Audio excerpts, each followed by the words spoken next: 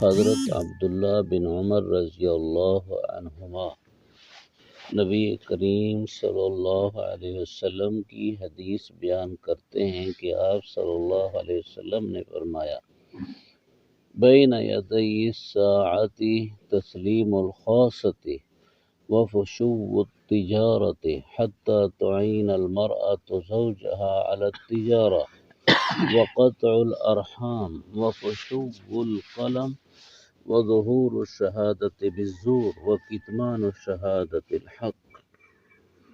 فرمایا قیامت سے پہلے کئی کام ہونے لگیں گے۔ ایک، خاص لوگوں کو سلام کرنا۔ دوسرا، تجارت کا اتنا پھیل جانا کہ عورت بھی تجارت میں اپنے مرد کی مدد کرے گی، اور رشتہ داریاں ٹوٹ جانا، اور علم پھیل جانا، اور جھوٹی گواہی عام ہو جانا، اور سچی گواہی کو چھپانا، یہ کام شروع ہو جائیں گے۔ کون سے؟ پہلا کام، خاص لوگوں کو سلام کریں گے۔ ہم لوگ جان پہچان والوں کو سلام کرتے ہیں، جو ہمیں سلام کرتا ہے ہم اس کو سلام کرتے ہیں، لیکن عام لوگوں کو جن کو نہیں پہچانتے اس کو سلام نہیں کرتے، جس کے ساتھ کوئی تعلق نہیں ہوتا اس کو سلام نہیں کرتے، حالانکہ حضور صلی اللہ علیہ وسلم نے سمجھایا، وسلم علی من عرفت ومن لم تعرف، جس کو پہچانتے ہو اس کو بھی سلام کرو، نہیں پہچانتے اس کو بھی سلام کرو۔ ہاں، اس کے لیے مسلمان ہونا ضروری ہے، اور ہر کسی کو آدمی کافر اور گمراہ بھی نہ سمجھے جب تک اس پر نشانی علامت نہ ہو۔ دوسرا، تجارت اتنی عام ہو جائے گی کہ عورت اپنے خاوند کی تجارت میں مددگار ہوگی۔ کئی علاقوں میں عورت دکان پر بیٹھتی ہے، مرد دوسرے کام کاج کرتا ہے اور عورت دکان پر بیٹھتی ہے، اور مرد اتنا بغیرت ہے کہ اس کو معلوم ہے کہ اس کی بیوی جب دکان پر بیٹھتی ہے تو گاہک زیادہ آتے ہیں، تو وہ اس پر خوش ہوتا ہے کہ اچھا ہے کہ ہماری تجارت زیادہ ہو رہی ہے، ہمارا کاروبار زیادہ ہو رہا ہے، حالانکہ یہ بغیرتی ہے۔ عورت کا کام دکان چلانا نہیں ہے۔ اللہ تعالیٰ نے جب حضرت آدم علیہ السلام کو اس دنیا میں بھیجا اور حضرت حوا بھی تو ساتھ پہل وجود میں لائی گئیں، تو اللہ تعالیٰ نے فرمایا تھا کہ جب آپ دنیا میں جاؤ گے فتشقى، سارا بوجھ ساری مشقت تم پر ہوگی، حضرت حوا پر نہیں، بیوی پر نہیں، مرد پر ہوگی مشقت ساری۔ بیوی کے لیے کما کر لانا مرد کی ذمہ ہے، یہ تو نہیں کہ مرد کا کمانا بھی بیوی کی ذمہ ہے۔ اللہ تعالیٰ نے بما انفقوا من اموالہم فرمایا ہے مردوں کی ذمہ ہے اپنے مال عورتوں پر خرچ کریں، بیویوں پر خرچ کریں، تو مرد کے ذمہ ہے عورت کا خرچ، نہ کہ عورت کی ذمہ ہے مرد کا خرچ اور گھر کا خرچ۔ لیکن ہاں، ہماری عقل الٹی ہو گئی ہے، ہم الٹے ہو گئے ہیں۔ ہاں، اگر گھر کی چار دیواری کے اندر رہ کر عورت اگر تجارت کا کوئی کام کرتی ہے تو اس میں کوئی حرج نہیں، مگر عورت دکان پر بیٹھتی ہے، یہ ناجائز ہے، یہ حرام ہے۔ تیسرا، وقت الارحام، رشتہ داریاں توڑیں گے۔ آج بھائی سے ٹوٹ چکا ہے، اولاد ماں باپ سے ٹوٹ گئی ہے۔ اولاد جب شادی ہو جاتی ہے تو بیٹا کہتا ہے مجھے الگ کرو، مجھے الگ کرو۔ اس کو پالا اب تک نہ بیوی نے، کیا کہنے، بیوی آئی اب ہے، اور بیوی کے احسانات زیادہ ہو گئے ماں باپ سے بھی۔ اب بیوی کہتی ہے کہ الگ کرو تو کہتے ہیں الگ کرو، نہیں تو ہم ایسے ویسے۔ یہ نہیں سوچتا کہ ابھی 20 سال 25 سال کی عمر ہو گئی، اس 20-25 سال کی عمر تک جو میری طاقت ہے، میری صحت ہے، میری جوانی ہے، میرا عروج ہے، یہ سارا کچھ تو ماں باپ کی ہے، ماں باپ کے مجھے پالنے سے ہوا ہے۔ ماں باپ نے کتنا خرچ کیا، اگر 15-20 ہزار تنخواہ کا وہ ہو گیا، بندوبست ہو گیا، تو کہتے مجھے الگ کرو۔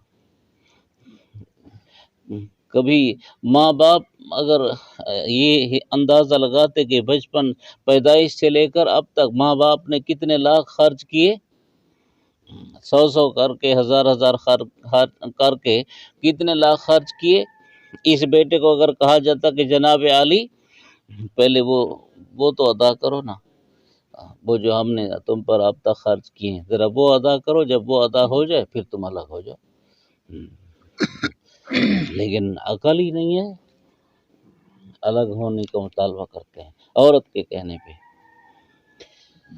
ہماری کئی قومیں یہ بڑی اچھی ہیں، جیسے ہمارے یہ پشتون بھائی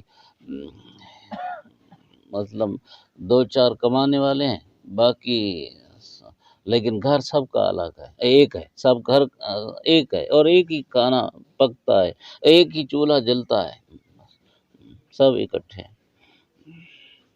دادا، اس کے بیٹے پوتے سب اکٹھے ہوتے ہیں۔ جب تک کہ گھر تنگ نہ ہو جائے اور مجبور ہو کر الگ نہ ہونا پڑے تب تک یہ الگ نہیں ہوتے۔ یہ بہت خوبی ہے، بہت اچھا ہے۔ لیکن جیسے بیوی نے اس کو پیدا کیا ہو، جیسے بیوی نے اس کو پالا ہو، اب بیوی کا اتنا ہو گیا، یعنی کہ پیشاب کی جگہ پر اتنے عاشق ہو گئے کہ ماں باپ کے نافرمان بن گئے، پیشاب کی جگہ پر اتنے عاشق ہو گئے۔ اگر الگ ہونا ہو تو پھر کم از کم والدین سے مشورہ کر لیا جائے کہ ابا اماں میں تنگ ہوتا ہوں، یا یہ وہ، آپ کا مشورہ کیا ہے؟ تو مشورے میں اگر والدین کہہ دیں کہ ٹھیک ہے بیٹا الگ ہو جاؤ، چلو ٹھیک ہے۔ ہاں یہ بھی ہے کہ ساس اور بیٹے کی بیوی بہو ان میں جھگڑا نہ ہو، بہو بھی سر پر چڑھ جاتی ہے، بیٹے کے سر پر، اپنے خاوند کے سر پر چڑھ جاتی ہے، اور کئی ساس بھی اپنی بہو سے جلتی ہیں، حسد کرتی ہیں، یہ بھی نہ ہونا چاہیے۔ تیسری چیز، علم عام ہو جائے گا، اب معلومات عام ہیں، ہر کسی کو حلال حرام کا تقریباً پتہ ہے، اور اب موبائل آ گئی تو جو چاہا اس میں دیکھ لیا، جس سے چاہا سن لیا، لیکن یہ معلومات زیادہ ہیں، علم زیادہ نہیں ہے، معلومات زیادہ ہیں، اصل معلومات نہیں، علم، اور ایسا علم جس پر عمل ہو۔ 5ویں، جھوٹی گواہی عام ہو جائے گی۔ پاکستان میں یہ حال ہے کہ جہاں ایک طرف دعوے دار خود حکومت ہو، سرکار صاحب دعوے دار ہو، تو سرکار صاحب سارے کے سارے مدعا علیہ کے خلاف جھوٹے گواہ قائم کر کے اسے مجرم بنا کے چھوڑتی ہے، سزا دے کے چھوڑتی ہے، جھوٹے گواہ۔ میں نے تاریخ میں پڑھا ہے کہ بھٹو بیچارے کو جو پھانسی دی گئی تھی، اس کے گواہ، اس کے یعنی کہ جرم کے گواہ وہ مرزائی لوگ تھے، جرم کے گواہ، اور عدالت نے فیصلہ دے دیا کہ جی ٹھیک ہے بھٹو کو پھانسی دے دی جائے۔ عدالتیں بھی ہماری ایسی ہیں، یہ تحقیق بھی نہیں کرتے، ایک کمرے میں اپنے آپ کو قاضی بند کر دیتا ہے، تحقیق بھی نہیں کرتا کہ جو گواہی دے رہے ہیں کسی کے جرم پر، یہ سچے ہیں یا جھوٹے ہیں۔ حالانکہ قاضی کی ذمہ داری ہے گواہی کی، وہ ثبوت پیش صحیح تحقیق کرے گواہوں سے متعلق، یہ سچے بھی ہیں جھوٹے ہیں۔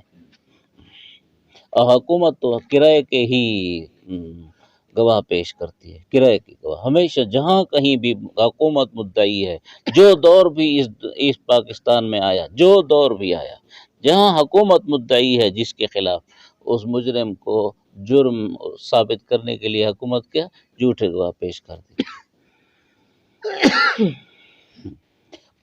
آدمی کو پکڑتے ہیں ایک جگہ سے اور دعویٰ کر دیتے ہیں جی ہم نے اس کو فلاں جگہ سے پکڑا، اور اس کے پاس جی اسلحہ پکڑا گیا ہے جی، اس کے پاس گولہ بارود تھا جی، اس کے پاس ایٹم بم تھا جی، اس کے پاس خود کش ہتھیار تھے جی، حالانکہ اس کے پاس کچھ نہیں تھا، خالی ہاتھ دعویٰ کر دیا، اور دعویٰ کر کے اسے پسی دیوار زندہ کر دیا، جیل میں ڈال دیا، اور چاہا تو پولیس مقابلہ میں جیلی پولیس مقابلہ، حالانکہ اس کے پاس تو ہتھیار نہیں ہے، کہہ دیا جی پولیس مقابلہ میں مارا گیا۔ پولیس مقابلہ کوئی نہیں ہوتا، سب جھوٹ ہوتا ہے۔